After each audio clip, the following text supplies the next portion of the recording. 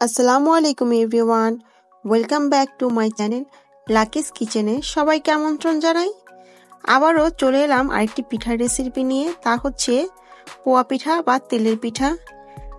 আমি খুব সহজভাবে আজ আপনাদের সাথে রেসিপিটা শেয়ার করব।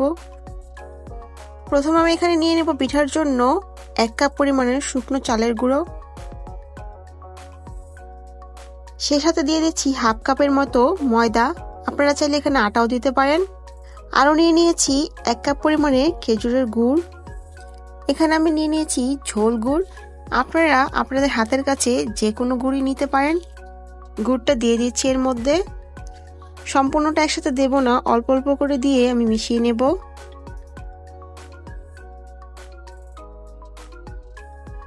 দিয়ে দিচ্ছি সামান্য পরিমাণের লবণ, এখন হাত দিয়ে খুব ভালোভাবে মেখে নেব।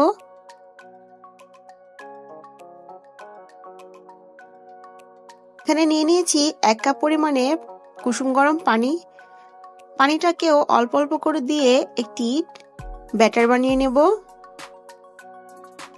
এখানে নিয়ে নিয়েছি 1.5 টেবিল চামচ পরিমাণে কোরানো নারকেল, যা আমি আগে দিতে ভুলে গিয়েছিলাম, এখন দিয়ে দিলাম। এখন অল্প অল্প পানি দিয়ে ব্যাটারটা বানিয়ে নেব।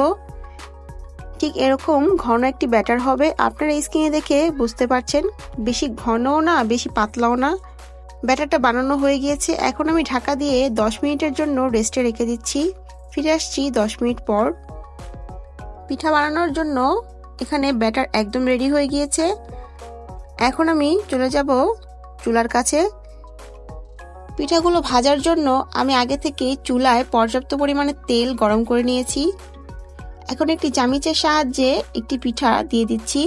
চেষ্টা করবেন এরকম চামিচ অথবা যে কোনো মেজারমেন্ট কাপ ব্যবহার করতে, তাহলেই পিঠাগুলো এক সাইজের হবে। তেলে পিঠা দেওয়ার পর একটি হাতল দিয়ে এভাবে তেলগুলো উপরে ছড়িয়ে দিবেন, তাহলে দেখবেন পিঠা খুব সুন্দরভাবেই ফুলে উঠছে। আর আপনার ব্যাটার যদি পারফেক্টভাবে হয়, তাহলে আপনার পিঠাগুলো এরকমভাবে ফুলে উঠবে আর খুব সহজে বানাতে পারবেন। পিঠাটা আমি উল্টিয়ে দিচ্ছি।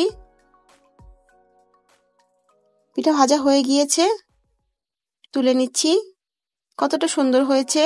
আমি আরেকটা পিঠা দিয়ে দিচ্ছি। দেখুন এই পিঠাটাও খুব সুন্দরভাবেই ফুলে উঠছে। আর এভাবে করে সবগুলো আমি বানিয়ে নেব। তৈরি করে নিলাম খুব মজাদার তেলের পিঠা বা পোয়া পিঠা। একটি পিঠা আপনাদেরকে আমি ভেঙে দেখাচ্ছি। পিঠাগুলো কিন্তু খুব নরম হয়েছে আর ভেতরটাও কতটা ফুলকো হয়েছে তা দেখিয়ে দিচ্ছি। দেখুন ভেতরটা কতটা পারফেক্ট হয়েছে। পিঠার ব্যাটার যদি আমার রেসিপিটি ফলো করে বানান, তাহলে আপনাদের পিঠাগুলো ঠিক এরকমই হবে। দেখতে যতটা সুন্দর হয়েছিল, খেতেও ততটাই মজা হয়েছিল। আশা করি আমার রেসিপিটি আজ আপনাদের সহজ লেগেছে। সহজ লাগলে আমার ভিডিওতে একটি লাইক দিবেন, আপনাদের ফ্যামিলি এবং ফ্রেন্ডদের সাথে শেয়ার করবেন। আমার চ্যানেলটিকে সাবস্ক্রাইব করে পাশে থাকা বেল আইকনটি প্রেস করে দিবেন, তাহলেই আমার নতুন নতুন ভিডিওগুলো সবার আগে আপনাদের কাছে পৌঁছে যাবে।